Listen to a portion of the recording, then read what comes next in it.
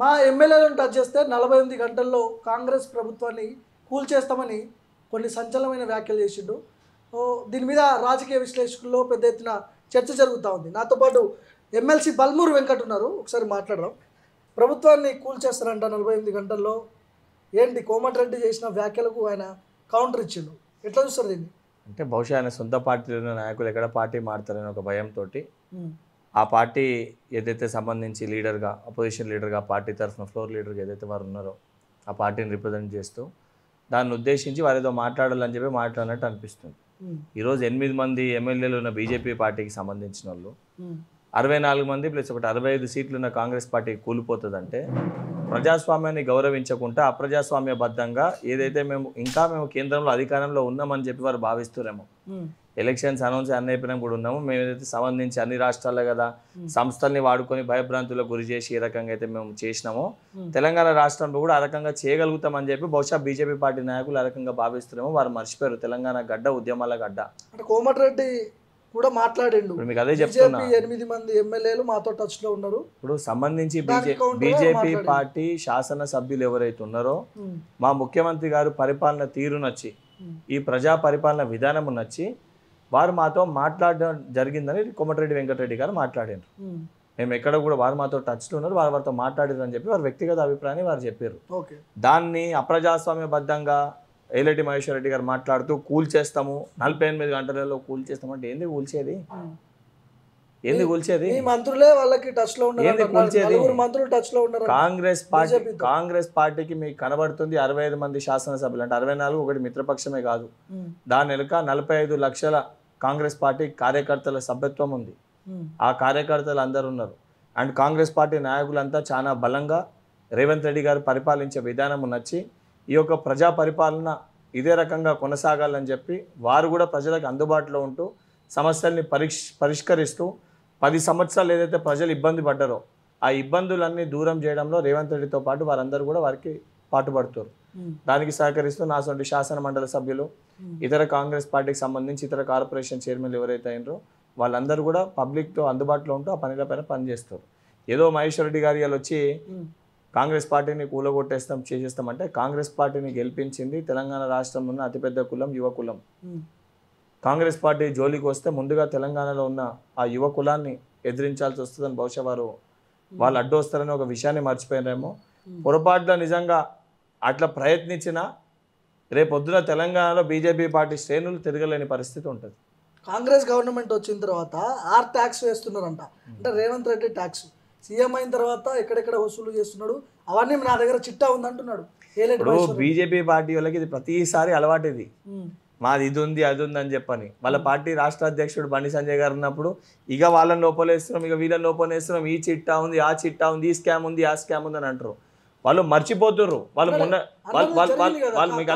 మీకు అదే చెప్తున్నా, లోపలేషన్ జరిగింది ఏదైతే ఇప్పుడు కనబడ్డదో అసెంబ్లీ ఎన్నికల్లో మేము ఇద్దరం ఒకటి కాదని చెప్తే ప్రజలు నమ్మక ఇచ్చిన గుణపాఠానికి ఈరోజు రాజకీయ ఒక పొలిటికల్ డ్రామా చేయనీకి ఇప్పుడు కవిత గారిని లోపలేసారు.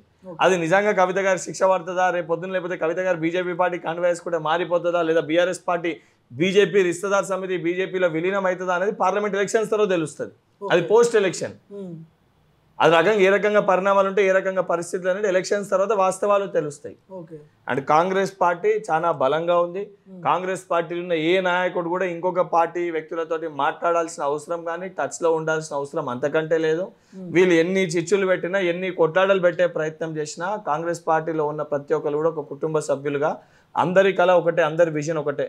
తెలంగాణ ప్రజలకు ఇచ్చిన 6 గ్యారంటీలు వారికి అందించడము, ఏదైతే సంబంధించి 428 సంబంధించి ఏవైతే హామీలు ఉన్నాయో ఆ హామీల్ని అమలు చేయడము, తెలంగాణ ప్రతి తల్లి ఏ కళ కన్నదో తెలంగాణ రాష్ట్రం వస్తే ఏ కళ నెరవేరుతుందని చెప్పి కోరుకుందో ఆ కళ నెరవేరాలని చెప్పి సోనియమ్మ తెలంగాణ రాష్ట్రం ఇచ్చిందో ఆ కళ సాకారానికి రేవంత్ రెడ్డి గారు కృషి చేస్తున్నారు ముఖ్యమంత్రిగా. వారికి తప్పనిసరిగా సపోర్ట్గా ఉండి ఆ కళ నెరవేర్చాలనే ఒక దృఢ సంకల్పంతో కాంగ్రెస్ పార్టీ ప్రతి శాసన సభ్యుడు ఉన్నాడు, మంత్రులు ఉన్నారు. ఇప్పుడు ఆయన మాట్లాడుతూ కోమటిరెడ్డి ప్రస్తావన తీసుకొచ్చిండు. బీజేపీ పెద్దలతో కోమటిరెడ్డి మాట్లాడుతున్నాడు, షిండే అవతారం ఎత్తబోతున్నాడు, రేవంత్ కుర్చీ లాక్కునేది ఫస్ట్ కోమటిరెడ్డి రెడీగా ఉన్నాడు, రెడీగా ఉన్నాడు అని వ్యాఖ్యలు చేస్తున్నాడు. మీకు అదే చెప్తున్నా, ఏదైతే సంబంధించి ఇమీడియట్గా మాట్లాడిండు టచ్లో ఉన్నారు ఇవన్నీ ఏంటంటే వాళ్ళకి సంబంధించిన శాసనసభ్యులు ఎక్కడ వెళ్ళిపోతారని చెప్పి వాళ్ళందరిని రిప్రజెంట్ చేస్తూ ఆ పార్టీకి సంబంధించిన లీడర్ లెక్క మహేశ్వర్ రెడ్డి గారు ఉన్నారు కాబట్టి వారు మాట్లాడాలని చెప్పి వారు మాట్లాడుతారు. వాస్తవానికి వ్యక్తిగతంగా వారికి కూడా తెలుసు, మహేశ్వర్ రెడ్డి అన్న కూడా కాంగ్రెస్ పార్టీలో ఏఐసిసి ఇంప్లిమెంటేషన్ కమిటీ చైర్మన్గా ఉండే, దాంతోపాటు ఏదైతే సంబంధించి కాంగ్రెస్ పార్టీకి వెళ్ళి వారు చాలా నాళ్ళు కాంగ్రెస్ పార్టీ కోసం కృషి చేసారు, కాంగ్రెస్ పార్టీలో వారు పనిచేసారు. రేపొద్దున పరిస్థితి వస్తే, అటువంటి పరిస్థితి వస్తే మహేశ్వర్ రెడ్డి గారు కూడా ఇక్కడ జాయిన్ అవుతారు. కాకపోతే 100% రేపొద్దున పరిస్థితులు ఇటువంటి పరిపాలించే తీరు చూసి నచ్చితే రేపొద్దున తప్పనిసరిగా జాయిన్ కావచ్చు. కాంగ్రెస్ పార్టీ బీజేపీ రెండే ఉన్నాయి రాష్ట్రంలో, బీఆర్ఎస్ పార్టీ ఎవరు మాట్లాడుకోవట్లేదు దాని గురించి. సో భవిష్యత్తులో కూడా మీకు క్లియర్గా చెప్తా, ఎక్కడ కూడా కాంగ్రెస్ ప్రభుత్వం ఏర్పడ్డాక మేము పార్టీలో వాళ్ళని చేర్చుకుంటాం వీళ్ళని చేర్చుకుంటాం ఎక్కడ కూడా మా నాయకులు మాట్లాడలే. ప్రభుత్వం ఏర్పడ్డాక కృతజ్ఞతలు చెప్పాల్సిన ప్రతిపక్ష పార్టీ నాయకులు, ఏదైతే ప్రతిపక్ష పార్టీ నాయకునిగా ప్రజలు అవకాశం ఇచ్చిన కల్వకుంట్ల చంద్రశేఖరరావు గారు కానివ్వండి, లేదా బీజేపీ పార్టీకి సంబంధించిన నాయకులు కానివ్వండి, ముఖ్యమంత్రి గారికి కృతజ్ఞతలు తెలియజేస్తూ మంచి పరిపాలన అందించాలని చెప్పి వారు మాట్లాడాలి. దాన్ని పక్కన పెట్టి ఒక ఈర్ష్యతోటి, ఒక అసూయతోటి ఉద్దేశపూర్వకంగా కాంగ్రెస్ ప్రభుత్వం 10 రోజుల్లో కూలిపోతుంది, 20 రోజుల్లో కూలిపోతుంది, నెల రోజుల్లో కూలిపోతుంది అంటే వీరు మాట్లాడే విధానము నచ్చక వాళ్ళ సొంత పార్టీలో ఉన్న శాసనసభ్యులు అరే ఇంత మంచిగా ప్రజలకి పరిపాలన అందిస్తుంటే ఇటువంటి ఒక ప్రభుత్వాన్ని కూల్చేసే ప్రయత్నం చేస్తున్నారు, ఇటువంటి మాటలు వీరు మాట్లాడుతున్నారు, వీళ్ళకి తగిన గుణపాఠం చెప్పాలని చెప్పి ఆ నియోజకవర్గ ప్రజల ఒత్తిడి మేరకు ఆ సంబంధించిన శాసనసభ్యులు పార్టీలు మారే ప్రయత్నం చేస్తారు. ఇది ప్రారంభించింది ఎవరు? ఈ మాటలు మొదట్లో మాట్లాడింది ఎవరు? రాజ్యసభ సభ్యునిగా ఏదైతే సంబంధించి వాళ్ళ పార్టీలో ఉన్న ఓబీసీ రిప్రజెంట్ చేస్తున్న ఎవరైతే లక్ష్మణ్ గారు వారు మాట్లాడతారు.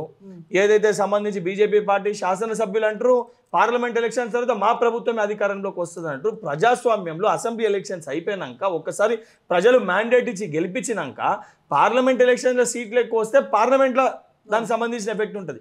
అది రాష్ట్రం పైన పార్లమెంట్ సీట్లు చూసి రాష్ట్రంలో మా ప్రభుత్వం అధికారంలోకి వస్తుంది అంటే ప్రజాస్వామ్యాన్ని కూని చేసే విధంగా వీళ్ళు మాట్లాడుతారు. కాబట్టి మీరు అసొంటి ఒక్క చర్యలకి పాల్పడితే జరిగే పరిణామాలు ఏ విధంగా ఉంటాయి, మీ పార్టీ ఎమ్మెల్యేలు టచ్ ఉన్నారో అయినా ఇటువంటి మాటలు మీరు మాట్లాడడం ప్రజాస్వామ్యంలో కరెక్ట్ కాదని చెప్పి వెంకటరెడ్డి గారు మాట్లాడడం జరిగింది. ఓకే, సో ఇప్పుడు ఒకవేళ ఇదే ఆలోచన బీజేపీకి ఉంటే కాంగ్రెస్ పార్టీ కావచ్చు మీరు కావచ్చు చూస్తూ ఊరుకుంటారా? ఏంది ఊరుకునేది? కాంగ్రెస్ పార్టీకి సంబంధించిన ఒక్క ఎమ్మెల్యేతో మాట్లాడే ప్రయత్నం చేసిన మాకేం కొట్లాటలు కొత్త కాదు.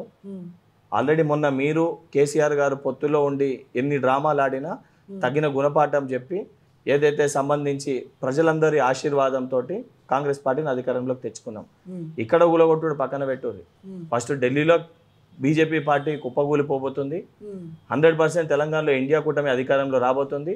రాహుల్ గాంధీ గారు ప్రధానమంత్రి అవుతారు. ఆ భయంతో ఆ భయాందోళనతో ఏదైతే సంబంధించి వివిధ పార్టీకి సంబంధించిన వ్యక్తుల పైన ఈడీలు అని చెప్పని అదని ఇదని చెప్పి భయభ్రాంతులకు గురి చేసి కాంగ్రెస్ పార్టీలో కంప్లీట్గా రాజకీయం అయిపోయిన వ్యక్తులను తీసుకొని ఏదైతే రాజ్యసభ సభ్యులుగా ఇవ్వడానికి ఇవన్నీ ప్రయత్నాలు ఏంటంటే అప్పుడు కదా కేసీఆర్ గారు ముఖ్యమంత్రిగా ఉన్నప్పుడు సారు కారు 16 అప్పుడు భయపడుకుంటే ఏ పరిస్థితి అయిందో చూసినాం కదా. ఇప్పుడు కూడా అట్లనే అబ్కీ బార్ మోడీ సర్కార్ 400 పార్ అని అంటారు కదా, ఇది కూడా అదే పరిస్థితి అవుతుంది. ఇప్పుడు గతంలో కేసీఆర్ ముఖ్యమంత్రిగా ఉన్నప్పుడు మీరే అన్నారు ఒకనొక సిచ్యువేషన్ వచ్చినప్పుడు సంతలో గొర్రెల్ని బర్రెల్ని కొన్నట్టు కాంగ్రెస్ పార్టీ ఎమ్మెల్యేలని ప్రతిపక్ష పార్టీ ఎమ్మెల్యేని కేసీఆర్ కొన్నాడో ప్రలోభాలు పెట్టిండో ఏదో జరిగింది, మొత్తానికి విలీనం చేసుకున్నాడు. ఇప్పుడు రేవంత్ రెడ్డి అదే తప్పు చేస్తున్నాడు అని మీకు అదే చెప్తున్నా. రాజీనామా చేయకుండా మా ఫస్ట్ ప్రయారిటీ, మా మొదటి లక్ష్యం ప్రజలు మా పైన ఏ విశ్వాసాన్ని అయితే పెట్టుకున్నారో ఆ ప్రజల విశ్వాసాన్ని గెలుచుకోనికి ఉన్న 6 గ్యారంటీని ఇంప్లిమెంట్ చేయడము, ఆ సంబంధించిన స్కీమ్స్ని ఇంప్లిమెంట్ చేయడము. ఏదైతే అసెంబ్లీ పెట్టినాక కూడా మా ముఖ్యమంత్రి గారు చాలా స్పష్టంగా ప్రతిపక్ష పార్టీ నాయకుని కేసీఆర్ గారిని వేరేళ్ళని కూడా మీకు ఏమన్నా సమస్యలు ఉంటే మేము ఇంప్లిమెంట్ చేసేది తప్పైనా తెలంగాణ అభివృద్ధి కోసం తెలంగాణ ప్రజల సంక్షేమం కోసం మేము తప్పు చేస్తే కూడా చర్చలకి రండి అని చెప్పి పిలిచినాం. చర్చలకి రాకుండా పదే పదే మిస్లీడ్ చేస్తూ పదే కూలిపోతుంది కూలగొట్టేస్తామని చెప్పి ఇష్టం ఉన్నట్టు మాట్లాడితే ఆ సొంత పార్టీ మేము ఎక్కడ కూడా సంబంధించి మా యంత్రాంగాన్ని ఎక్కడ వాడుకోలే. మా యంత్రాంగాన్ని వాడుకొని వాళ్ళ లెక్క భయపెట్టి భయభ్రాంతులకు గురి చేసి కేసులు పెట్టి మా పార్టీలో మేము చేర్చుకుంటలేము. ఏదైతే ప్రజలు రేవంత్ రెడ్డి గారు పరిపాలించే తీరు నచ్చి అండ్ వాళ్ళ వ్యక్తిగతంగా వాళ్ళ పార్టీ నాయకులు మాట్లాడే తీరు నచ్చింది. రాజీనామా చేసి పార్టీలోకి రావాలి కదా, రాజీనామా చేయకుండా మీకు అదే ఎట్లా చెప్తున్నా, తీసుకుంటారు మీకు అదే పార్టీలోకి? చెప్తున్నా. ఇప్పుడు అదే క్వశ్చన్ చేస్తున్నారు. అవన్నీ కూడా బీజేపీ వాళ్ళు క్వశ్చన్ చేసే అధికారం ఉందా? బీజేపీ వాళ్ళు అరుణాచల్ ప్రదేశ్ రంజిత్ రెడ్డి ఇప్పుడు మీకు ఏమంటున్నా, బీజేపీ అరుణాచల్ ప్రదేశ్ లో ఏం చేసింది, బీజేపీ గోవాలో ఏం చేసింది, యావత్ భారతదేశ వ్యాప్తంగా బీజేపీ పార్టీ నాయకులు ఏం చేస్తారు, ఏ రకంగా ప్రజాస్వామ్యాన్ని కూని చేస్తారు, చాలా స్పష్టంగా మనకి కళ్ళకి కట్టినట్టు 10 సంవత్సరాలకెళ్ళి కనబడుతుంది. అసలు బీజేపీ పార్టీ నాయకులు వచ్చి అలా మాట్లాడుతుర్రా? అసలు బీజేపీ పార్టీకి ఒక సిస్టమ్ ఉందా? నాయకులని చేర్చుకునే విధానము ఏదైతే ఈడీని పూర్తిగా వాడుకొని కేంద్ర సంస్థల్ని వాడుకొని ఒత్తిడికి గురి చేసి దారుణంగా ఏదైతే ప్రజాస్వామ్యాన్ని కూనీ చేసే విధంగా సంబంధించిన ఎమ్మెల్యేని వాళ్ళ పార్టీలో చేసుకొని మేమే అధికారం ఉన్నామని 1-2 స్థానాలు గెలిచిన రాష్ట్రాల్లో కూడా బీజేపీ పార్టీ ఈరోజు పరిపాలిస్తుంది. అదే వాళ్ళ పార్టీలో ఆ వ్యక్తి చేరిన తర్వాత ఈడీ ఉండదు, రేడ్లు ఉండవు, ఏముండయి, ఆ పుణ్యాత్ముడు అయిపోతాడు. అది చేసే తప్పులు ఏం పరిగణలోకి రావు. హేమంత్ బిశ్వ శర్మ అని చెప్పి ఆ రోజు అస్సాంకి వెళ్ళి చేర్చుకోరు, ఈరోజు ముఖ్యమంత్రిగా చేసి ఆ కేసునే పక్కన పెట్టేసారు. జ్యోతిరాదిత్య సింధియాని చేర్చుకోరు, కేంద్ర మంత్రిని చేసి ఆ కేసే పక్కకి వెళ్ళిపోయింది. చెప్పుకుంటూ పోతే పెద్ద చిట్టానే ఉంది. ఏ రోజు కూడా కాంగ్రెస్ పార్టీ అధికారంలో ఉన్నప్పుడు కాంగ్రెస్ పార్టీ అలయన్స్ లో ఉన్న వ్యక్తులపైన కేసులు వచ్చినప్పుడు వాళ్ళని జైల్లో పెట్టిన ఒక ప్రజాస్వామ్యాన్ని కాపాడాలని చెప్పి వాళ్ళని జైల్లో కూడా పెట్టిన ఒక పరిస్థితి మనం ఆ రోజు కాంగ్రెస్ ప్రభుత్వం అధికారం ఉన్నప్పుడు చూసినాం. గత 10 సంవత్సరాల ఒక్క బీజేపీ పార్టీ నాయకుని పేరు చెప్పండి, వీళ్ళపైన కేసు ఏంది, వీడు జైలుకు పోయిండని ఒక్క పార్టీ నాయకుని పేరు ఎందుకైతే లేవు? అంటే చాలా స్పష్టంగా కనబడుతుంది. ప్రభుత్వాన్ని కూలుస్తామంటే చూస్తూ ఊరుకోమంటారు ఇప్పుడు అంతే. ఎట్టి పరిస్థితులు నిజంగా పరిస్థితి వస్తే వినండి, రేపు పొద్దున ప్రభుత్వాన్ని కూల్చే పరిస్థితి వచ్చి ప్రభుత్వాన్ని కూలుస్తాం అని చెప్పి ఇష్టం ఉన్నట్టు మాట్లాడితే ముందే చెప్పిన, ఇది బల్మూరి వెంకట్ గా మాట్లాడితే తెలంగాణలో ఒక విద్యార్థి బిడ్డగా చెప్తున్నా, ఇదే రకంగా మాట్లాడితే రేపు పొద్దున క్షేత్రస్థాయిలో తిరిగినప్పుడు తెలంగాణ రాష్ట్రంలో ఉన్న విద్యార్థులు యువకులు ఎవరైతే కాంగ్రెస్ ప్రభుత్వం రావాలని చెప్పి గెలిపించారో, ముక్త కంఠంతో వాళ్ళందరూ నిల్చొని గెలిపించారో, రేపు పొద్దున తెలంగాణ రాష్ట్రంలో ఇటువంటి పార్టీ నాయకులని వాళ్ళు తిరగనియరు రోడ్ల పైన. వార్నింగ్ ఇస్తున్నారా? మీరు వార్నింగ్ అనుకోని, హెచ్చరిక అనుకోరి, రిక్వెస్ట్ అనుకోరి, వారు ఏ రకంగా అర్థమైతే ఆ రకంగా సిద్ధంగా ఉన్నాం మేము చెప్పండి. రాజీనామాలు చేయకుండా పార్టీలోకి ఎట్లా తీసుకుంటారు? రంజిత్ రెడ్డి కావచ్చు, ఇటు దానం నాగేందర్ లాంటి నాయకులు, ఇటు పోతే కేశవరావు లాంటి వాళ్ళందరూ మీ పార్టీలోకి వస్తున్నారు. రాజీనామా చేసి తీసుకోవచ్చు కదా, చేయించిన తర్వాత. ఇప్పుడు ఇది అడిగేది ఎవరు? ఈ రకంగా ఏం చేయించి తీసుకురావాలని? ఇది మీ వర్షనా లేదా పార్టీ వర్షనా? పార్టీ వర్షనే. వాళ్ళనే వర్షనా మీ వర్షనా? వాళ్ళ వర్షనా మీ వర్షనా? 100% సంబంధించిన వాళ్ళందరితో కూడా రాజీనామా చేస్తారు. సంబంధించి పార్లమెంట్ ఎలక్షన్స్ తర్వాత దానికి సంబంధించి ఆ ప్రక్రియ కూడా అదే రకంగా కూడా జరుగుతుంది. ఏ రకంగా డెమోక్రటిక్ వేలో సిస్టమ్ ప్రకారం ఏ రకంగా జరగనో ప్రజాస్వామ్యబద్ధంగా అదే రకంగా జరుగుతుంది. ఓకే, కేటీఆర్ మాట్లాడుతున్నాడు ఫోన్ ట్యాపింగ్ విషయంలో, మా అంటే ఇద్దరు ముగ్గురు లంగగాళ్ళని చేసుండొచ్చు అనేది ఒప్పుకున్నాడు. మీకు అదే చెప్తున్నా, ఎంత అహంకారంతో ఫోన్ ట్యాపింగ్ చేసి ఉండొచ్చు అని అంటే ఒక వ్యక్తుల పర్సనల్ సంభాషణ కూడా, అంటే వ్యక్తిగత స్వేచ్ఛ లేకుండా పర్సనల్ విషయాలని చాటుగా వింటూ ఇంకా దాన్ని అంత ఏదో అదొక గొప్ప పని చేసినా మా ప్రభుత్వం అధికారంలో ఉన్నదని చెప్పుకుంటారు అంటే వీళ్ళ అహంకారం ఎంత దాకా పోయిందో చాలా స్పష్టంగా ఆ మాటల్లో మనకు అర్థమవుతుంది. అంటే అధికారం పోయినా కూడా డబ్బు మదం ఏదైతుందో ఇంకా మదం వాళ్ళు కళ్ళకి కట్టినట్టు కనబడుతుంది. వాళ్ళు దోచుకున్న తెలంగాణ సొమ్మునంతా తిరిగి వాళ్ళ దగ్గరికి వెళ్ళి తీసుకొని తెలంగాణ అభివృద్ధి కోసము మా గౌరవ ముఖ్యమంత్రి రేవంత్ రెడ్డి గారు ఆ దిశగా దానికోసమే ఇవన్నీ చర్యలు కూడా తీసుకోవడం జరుగుతుంది. ఓకే, కేటీఆర్ రీసెంట్గా మాట్లాడుతూ ఆ ముఖ్యమంత్రి స్థాయిలో ఉండి ఆ భాష ఏంది, పేగులు తీసి మెల్లో వేసుకోవడం ఏంది, ఆయన ఏమన్నా మటన్ కొట్టేటోడా, ఇట్లా మాట్లాడింది తెలంగాణ భవన్లో. ఇప్పుడు టీఆర్ఎస్ వాళ్ళు కేటీఆర్ గారు ముందు భాష గురించి మాట్లాడితే అనేక సందర్భాల్లో వారి తండ్రి మాట్లాడినప్పుడు ఆ తండ్రిని మందలించో లేదా తండ్రి గారిని మాట్లాడకుండా ఈ రకంగా మాట్లాడొద్దు నాన్న అని చెప్పి వారు ముఖ్యమంత్రిగా ఉన్నప్పుడు చెప్తే ఈరోజు వారు బయటకు వచ్చి మాట్లాడితే ఆ మాటలకు అర్థం ఉంటుంది. ఈరోజు కదా ఎప్పుడో సంబంధించి వర్షాకాలం సమయంలో వాళ్ళు ఉంటే మేము వచ్చి 3 నెలలు అధికారంలోకి వచ్చి 3 నెలలు అయితేనే మా వల్ల నీళ్ళు వస్తలేవు అని చెప్పి మాట్లాడుతున్నారు. అటువంటి పరిస్థితి, అంటే అవగాహన లేకుండా మాట్లాడుతున్న మాటలు టీఆర్ఎస్ పార్టీ నాయకులై, లేదా భయంతో మాట్లాడుతున్న మాటలు వాళ్ళవి. లేకపోతే రేపు పొద్దున పూర్తి స్థాయిలో మేము మాట్లాడకపోతే, మేము ఖండించకపోతే కార్యకర్తలు కూడా బీఆర్ఎస్ పార్టీగా మిగిలరేమో అనే ఒక భయం చాలా స్పష్టంగా కల్వకుంట్ల తారక రామారావు గారి మాటల్లో కనబడుతుంది. ఇప్పుడు ఇవన్నీ చూస్తుంటే గతంలో కేసీఆర్ చేసిన తప్పులే రేవంత్ రెడ్డి చేస్తున్నాడా అంటే చాలా మంది అవును అంటున్నారు. ఇప్పుడు కేసీఆర్ని ఫాలో అవుతున్నాడా? మీకు ఏమంటున్నా, రేవంత్ రెడ్డి గారి రూటే సపరేట్, ఎవరిని ఫాలో అయ్యే నాయకుడు కాదు. ఆయన చాలా స్పష్టంగా తెలంగాణ రాష్ట్రానికి ఏదైతే ఆ తెలంగాణ వస్తే ఏదైతే కలగన్నామో ఆ కళల్ని నెరవేర్చాలని చెప్పి వారు ఒక దృఢ సంకల్పంతో మొట్టమొదటి రోజుకెళ్ళి కూడా ఇచ్చిన గ్యారంటీలపైన దృష్టి పెట్టారు. వారు చాలా స్పష్టంగా కూడా చెప్పడం జరిగింది, మేము ఏమైనా తప్పు చేసినా మీరు అసెంబ్లీకి రండి, ప్రతిపక్ష పార్టీ నాయకులు కానీ కేసీఆర్ గారిని 3 సార్లు అసెంబ్లీ సాక్షి ఆహ్వానించారు. రండి చర్చించుదాం, మేము తప్పు చేసినా మా తప్పుల్ని మీరు చెప్పండి, దీన్ని ఏ రకంగా ముందుకు తీసుకెళ్దాము. కానీ ఎందుకంటే ప్రజాస్వామ్యంలో అధికార పక్షం ఎంత అవసరమో ప్రతిపక్షం కూడా అంతే అవసరమని గౌరవించే ఒక పార్టీ కాంగ్రెస్ ప్రభుత్వం. అవన్నిటినీ పట్టించుకోకుండా వీరి ఇష్టం వచ్చినట్టు మాట్లాడుతుంటే ఇది వాళ్ళకి తగిన గుణపాఠం చెప్పాలని చెప్పని వాళ్ళ సొంత పార్టీ నాయకులు మొదట్లో కూడా సంబంధించి 2-3 నాయకులు బీఆర్ఎస్ పార్టీ నాయకులు కలవాలన్నా బీఆర్ఎస్ పార్టీ శాసనసభ్యులు కలవనీకి వచ్చినా కూడా ఇతర కాన్స్టిట్యున్సీలో ఏ రకంగా అభివృద్ధి పనులు జరిగినాయో ఆ మీ కాన్స్టిట్యున్సీలో కూడా జరుగుతాయని చెప్పారు తప్ప కాంగ్రెస్ పార్టీ ఎమ్మెల్యే ఉంటేనే ఈ స్కీమ్ వస్తుంది, కాంగ్రెస్ పార్టీ ఎమ్మెల్యే ఉన్న నియోజకవర్గాల్లో ఇంధనం బిల్లు వస్తాయి, లేదా కాంగ్రెస్ పార్టీ ఎమ్మెల్యే ఉన్న నియోజకవర్గాల్లో పెన్షన్లు వస్తాయని మేము ఎక్కడ చెప్పలేదు. గతంలో వీళ్ళు చెప్పినట్టు ఎంఐఎం సంబంధించి ఓల్డ్ సిటీలో డెవలప్మెంట్ సంబంధించి స్టోన్స్ వేసారు. ఇదే నిర్మల్ ముదోలు సొంటి బీజేపీ పార్టీ శాసనసభ్యులు ఉన్న కాన్స్టిట్యున్సీలో కూడా అక్కడ కూడా ఫండ్స్ అలొకేట్ చేశారు అడిగిన రకంగా. ఎక్కడ కూడా మా ఎమ్మెల్యే ఉంటేనే ఫండ్స్ ఇస్తాము, ఆ నియోజకవర్గాలు అభివృద్ధి చెందుతాయని చెప్పి ఎక్కడ కూడా అప్రజాస్వామ్యబద్ధంగా మా ముఖ్యమంత్రి గారు మాట్లాడతలేదు. మీ ప్లాన్ ఏంది? బీఆర్ఎస్ మొత్తాన్ని మీ దాంట్లో విలీనం చేసుకుంటారు? మా ప్లాన్ కాదు, మేము విలీనం చేసుకున్నాడు ఎక్కడిది.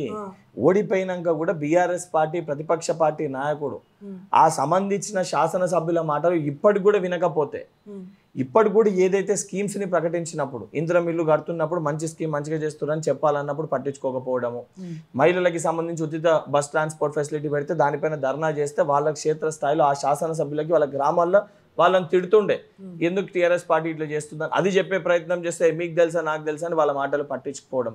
అరే ప్రతిపక్షంలో ఉన్నప్పుడు కూడా మేము శాసనసభ్యులుగా ఉండి ఇప్పటి కూడా మాకు గౌరవం ఇస్తలేడు, ఇప్పటి కూడా మాకు స్పందిస్తలేడు, ఇదెక్కడ ప్రజాస్వామ్యం? ఈయన దొరలెక్క పరిపాలిస్తుండు, ఈ దొరికింద మేము బతకలేమో, ఈ దొరికింద మేము బతుకుతే మా నియోజకవర్గ అభివృద్ధి మేము చెయ్యలేమో అని చెప్పి ముర్ర పెట్టుకుంటూ వాళ్ళు ఈ యొక్క ప్రజా పరిపాలన ఇదే రకంగా కొనసాగాలని చెప్పి దీన్ని బలపరచడానికి బలోపేతం చేయడానికి వాళ్ళు వస్తుర్రు. ఎక్కడ కూడా మేము రండి అని చెప్పి వారిని స్వయంగా మేము పోయి బెదిరించి భయభ్రాంతులకు మేము గురి చేస్తలేం గతంలో వాళ్ళు చేసిన విధంగా. నిజంగా కేసీఆర్ గారు కూడా ఒక ప్రతిపక్ష పార్టీ నాయకునిగా వాళ్ళ సంబంధించి పార్టీ శాసనసభ్యుల మాటలు విని ఏవైతే నిజంగా మంచి అనని చెడు ఉంటే చెడు జరిగిందని చెప్పే విధంగా పరిపాలిస్తే ఈ పరిస్థితి రాదు. దానం నాగేందర్ లాంటి వాళ్ళు తెలంగాణ ఉద్యమంలో లాఠీలు పట్టుకొని తిరిగిరు, ఉద్యమకారుల మీదకి పోయారు. ఎంపీ ఆయన చేవెళ్ళ ఇప్పుడు ఖరారు చేసినటువంటి రంజిత్ రెడ్డి ఆయన మీద పెద్ద ఎత్తున అవినీతి ఆరోపణలు ఉన్నాయి. ఇట్లాంటి వాళ్ళని మీరు తీసుకుంటారు కదా, గతంలో కూడా కేసీఆర్ హయాంలో ఉండి వీళ్ళు పెద్ద ఎత్తున అవినీతి జరిగిందని ఆరోపణలు ఉన్నాయి, వీళ్ళని మీరు ఎట్లా తీసుకుంటారు అనే ప్రశ్న వస్తుంది. ఇప్పుడు మీకు ఏమంటున్నామో ఏదైతే ఎవరిపైన కానీ అవినీతి ఆరోపణలు ఉంటే, నేను మొన్న కూడా బీఆర్ఎస్ పార్టీకి సంబంధించి వాళ్ళు ఒక కార్పొరేషన్ చైర్మన్ ప్రెస్ మీట్ పెట్టి ఇట్లానే మేము స్కామ్ చేసినామని చెప్పి పెడితే ఆ రోజు కూడా చెప్పిన ఎవిడెన్సెస్ ఉంటే పట్టుకరండి. నేను శాసన మండలి సభ్యులు లెక్క అధికార పక్షానికి వెళ్ళి నేను ఉన్నా ఎమ్మెల్సీగా, ఎవిడెన్సెస్ ఉంటే డీటెయిల్స్ తీసుకొని రండి, ఆ డీటెయిల్స్ తీసుకొని నేనే తీసుకుపోతా కదా, సంబంధించి కేసు పెడదాం, చర్యలు తీసుకోనికి సిద్ధంగా ఉన్నాం కదా. మా పార్టీ నాయకులు ఎవరైనా తప్పు చేసినా కూడా వాళ్ళపైన ఎవిడెన్సెస్ ఉన్నా పట్టుకొని రండి, మేము యాక్షన్ తీసుకోనికి సిద్ధంగా ఉన్నాం. మేము తీసుకోమని ఎక్కడ చెప్తలేం కదా, కాంగ్రెస్ పార్టీలో చేరినంత మటుకి తప్పులని ఒప్పులైపోతే వాళ్ళపైన చర్యలు తీసుకోమని ఎక్కడ చెప్తలేమే, చాలా స్పష్టంగా చెప్తున్నాం. ఉన్న ఏదైతే సంబంధించి ప్రొసీజర్ ప్రకారం ఎవరిపైన ఏం యాక్షన్ తీసుకోవాలో తీసుకోవడం జరుగుతుంది.